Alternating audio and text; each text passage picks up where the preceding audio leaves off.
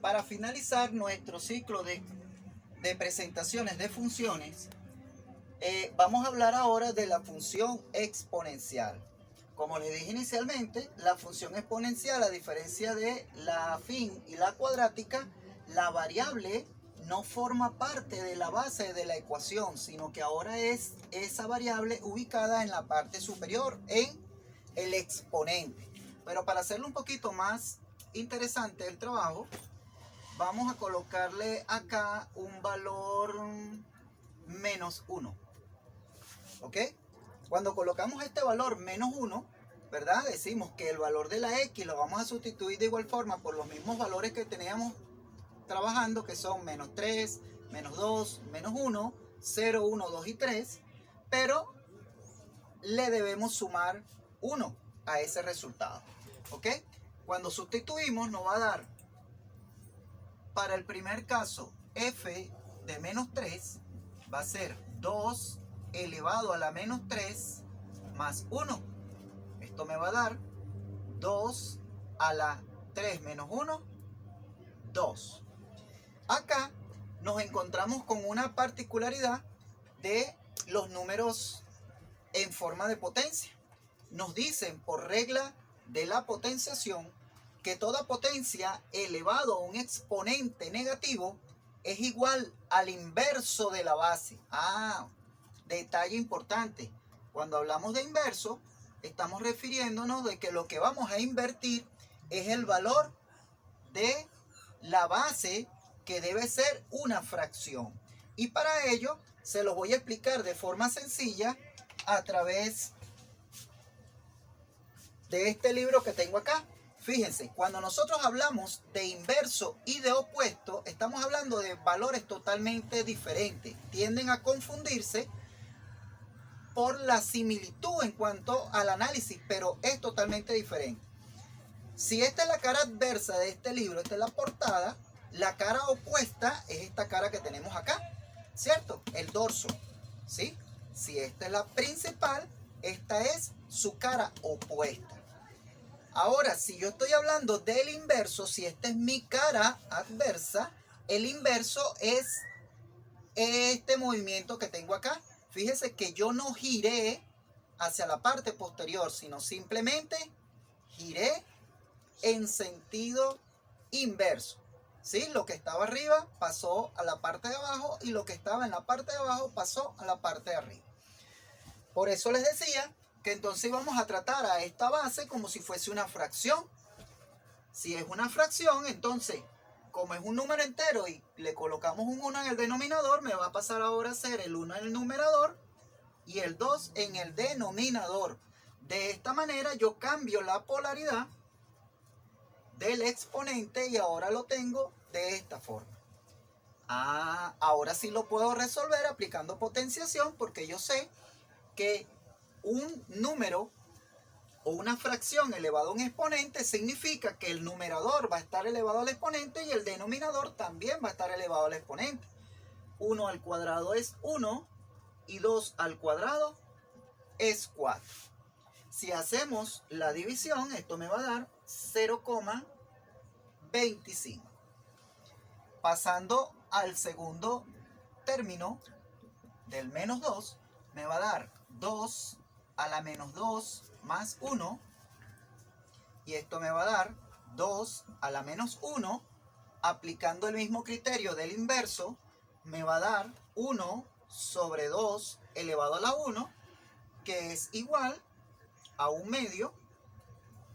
Y eso representa 0,5. Si hacemos lo mismo con el valor de menos 1, me va a dar 2 elevado a la menos 1 más 1, que me queda 2 elevado a la 0. Y por potenciación, todo número elevado a la 0 es igual a 1. Entonces, mi resultado acá debe ser 1.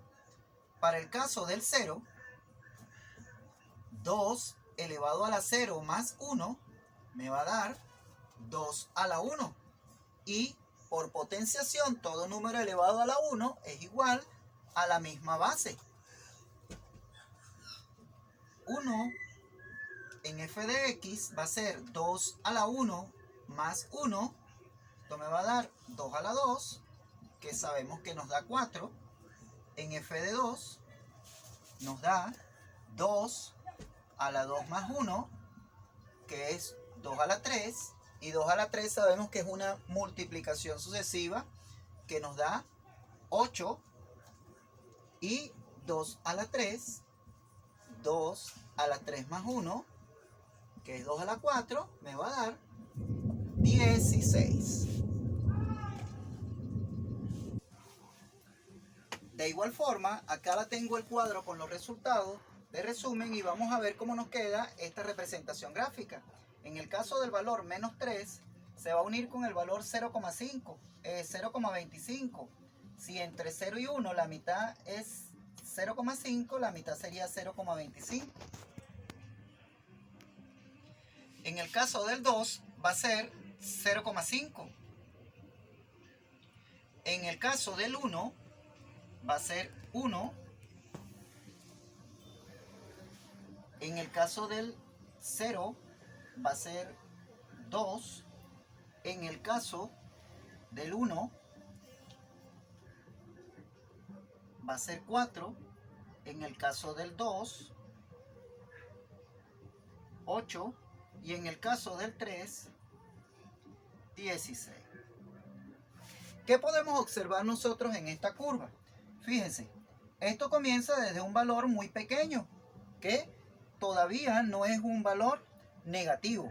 Y que en la particularidad de la función exponencial es que ella nunca va a tener valores representados hacia la parte inferior, puesto de que cada vez que nosotros estemos representando en nuestra función un valor negativo en la variable, debemos aplicar la inversa, y al aplicar la inversa el valor pasa a ser automáticamente positivo. Es decir, que este valor, mientras más grande sea y más negativo, ¿verdad?, este valor me va a dar un resultado cada vez más pequeño. Es decir, que esta línea se va a ir extendiendo hacia esta posición, acercándose cada vez más a 0, pero nunca llegando a ser 0. Esto es lo que se conoce como el nombre de asíntota, que no es más sino la extensión de una línea, ¿verdad?, a lo largo de un eje que pasa en forma paralela, pero nunca lo toca. ¿Ok? Es asíntota al eje horizontal en este caso. Mientras que cuando los valores van aumentando, va aumentando en forma exponencial. 1, 2, 4, 8, 16, 32, 64 y así sucesivamente. Es decir, que al unir vamos a encontrar que estos valores van a ir creciendo de esta manera.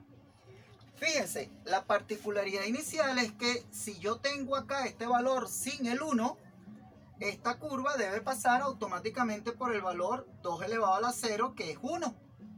Siempre debe cortar en el punto 1.